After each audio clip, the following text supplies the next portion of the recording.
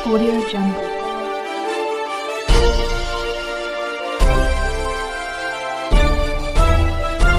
Audio Jungle.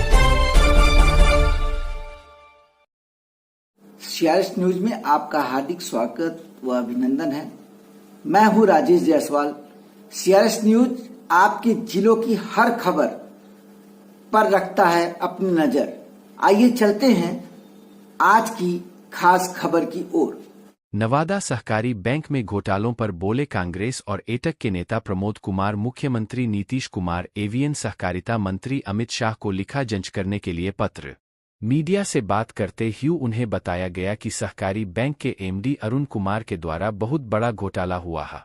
अच्छा, हिंदुस्तान अखबार में मैंने पढ़ा था, यहाँ कोऑपरेटिव बैंक का जो लेखा जोखा प्रस्तुत किया जाता है सालाना, मैं उसी की चर्चा करता हूँ और मैंने उसी को प्रकाशित मैं किया हूँ कि इनका मुख्यमंत्री कार्यालय का है जो 19/7/2024 के पत्र निर्गत किया गया है। तो 2024 में 19/7/2024 में आज आप 30/7/2024 है, तो क्या इस बीच में गठित हुई है, ऐसा है आपको? हमें तो जानकारी नहीं है जी, लेकिन मुझे आशा है कि कोऑपरेटिव सचिव सेक्रेटरी साहब निश्चित कमेटी का में आई थी जी। 31/3/2023 का कुल घाटा 32 करोड़ 81 लाख का लगभग हुआ। मैं नहीं कह रहा हूँ, एमडी साहब को शायद चश्मा लगाने की आवश्यकता होगी, लगा लें।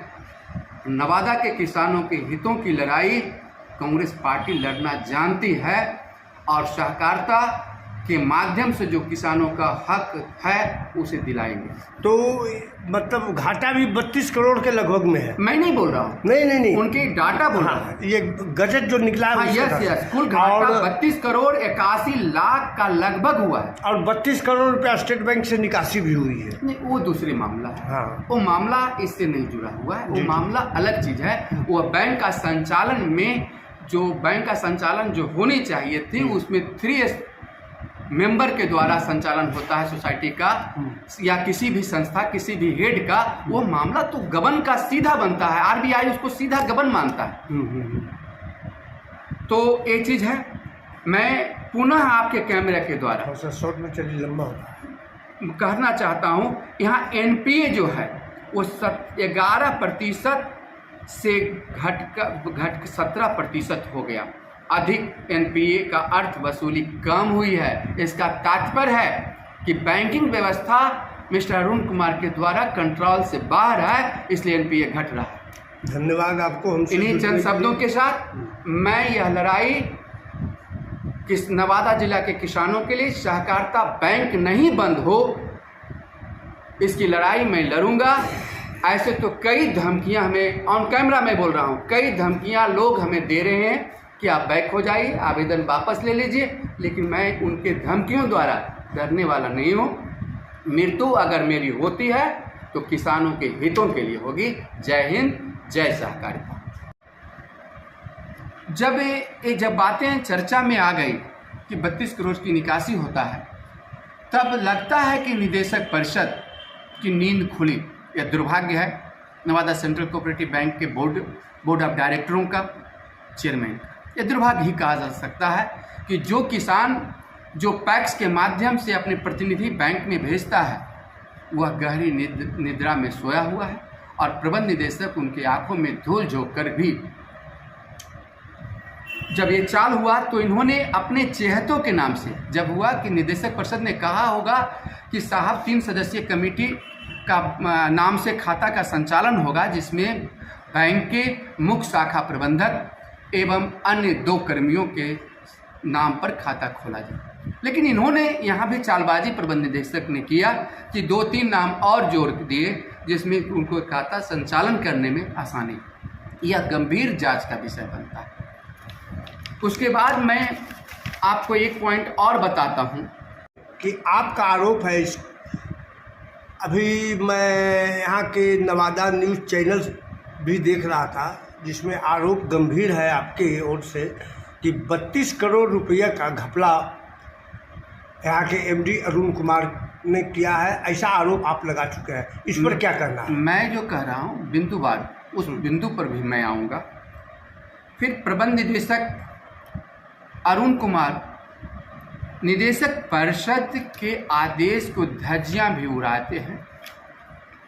वह इसलिए मैं कहता हूं कि कोई भी सोसाइटी, कोई भी संस्था, कोई भी हेड सिंगल हस्ताक्षर से विड्रॉवल नहीं किया जा सकता और न ही सिंगल हस्ताक्षर के द्वारा अकाउंट या खाता खुल सकता। अच्छा प्रमोद कुमार जी, एक चीज़ बताइए कि अकाउंट जो है और सिंगल है, तो सिंगल अकाउंट किस ब्रांच में, किस बैंक में है? जैसा कि मुझे मालूम है कि भारतीय स्टेट बैंक मुख्य शाखा नवादा अरुण कुमार प्रबंध निदेशक के नाम से यह अकाउंट खाता का संचालन हो रहा है। क्या आपको जानकारी है? खाता संख्या के बारे में जानते हैं आप? कुछ जानकारी देंगे? मैंने रिटेन में उच्च पदाधिकारी को सारा दे चुका हूँ। जी जी। और अभी जांच के क्रम है जी। और कहीं पर जांच के क्रम में कुछ बातें को हमें सीक्रेसी रखना पड़ता है और यह जांच का नियम का एक कारण बनता है। जी जी।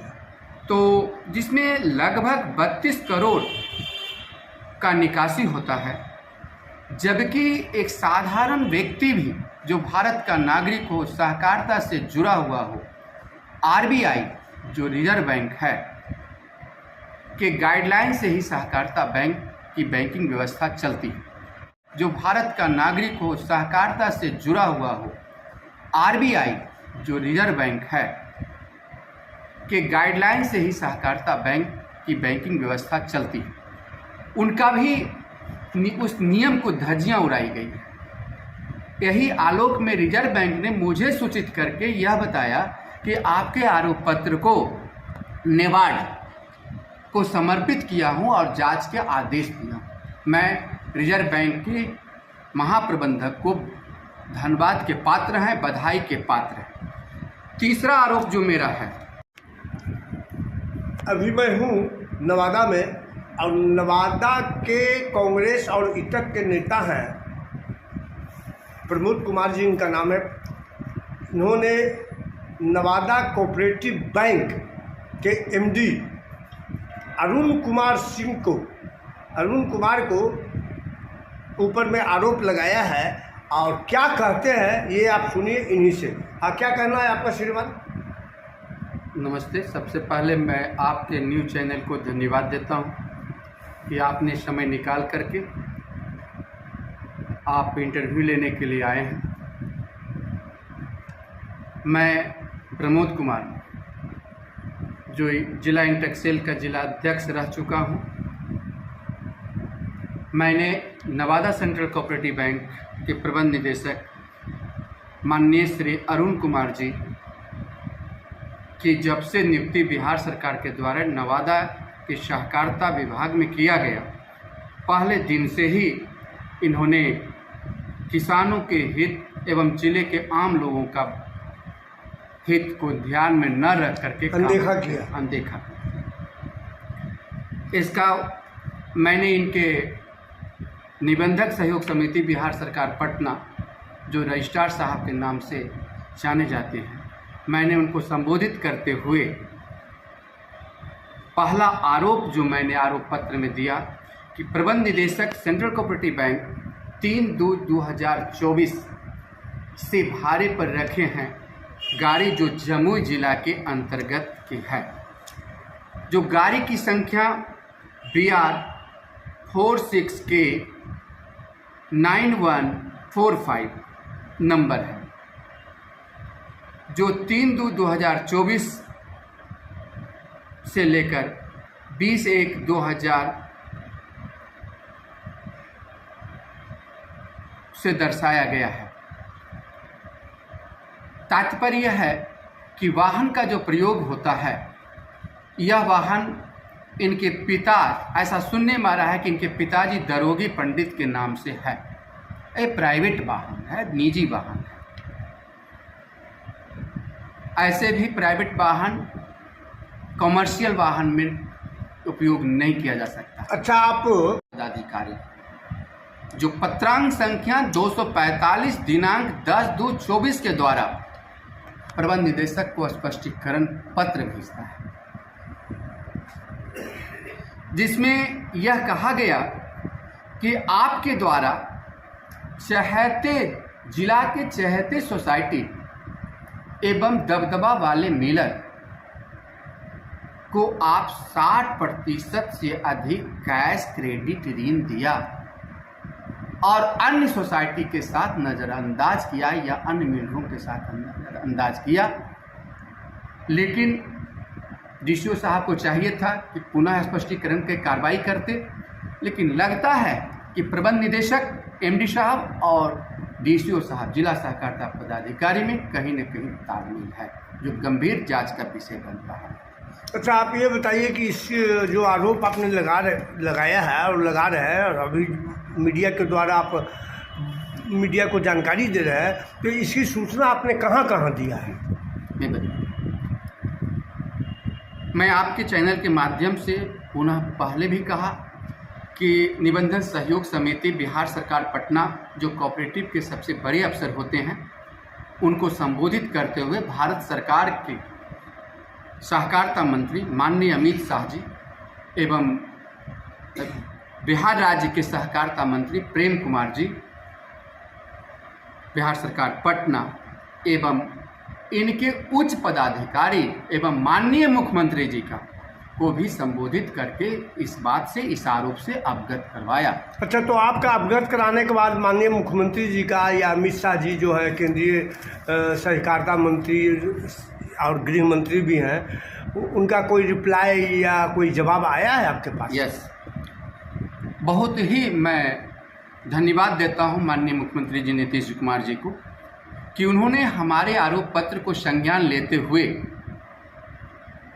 इनके कार्यालय सूर्य प्रकाश प्रसाद सरकार के अपर सचिव, जो मुख्यमंत्री कार्यालय वित्त संबंधी कार्य देखते हैं, उन्होंने सहकारिता विभाग के सेक्रेटरी साहब मतलब सचिव साहब को एक पत्र लिखा, जिसमें यह कहा गया कि मिस्टर प्रमोद कुमार के जो आरोप पत्र मुझे प्राप्त हुआ, इस पर 10 दिनों के अंतर्गत जांच करके, कमेटी बना करके जांच करके मुख्यमंत्री कार्यालय को सूचित करेंगे, पेट्रोल पर डालें, ताकि मैं माननीय मुख्यमंत्री जी को उस कार्रवाई से अवगत करवाऊं एवं आवेदक करता प्रमोद कुमार। धन्यवाद। जिसकी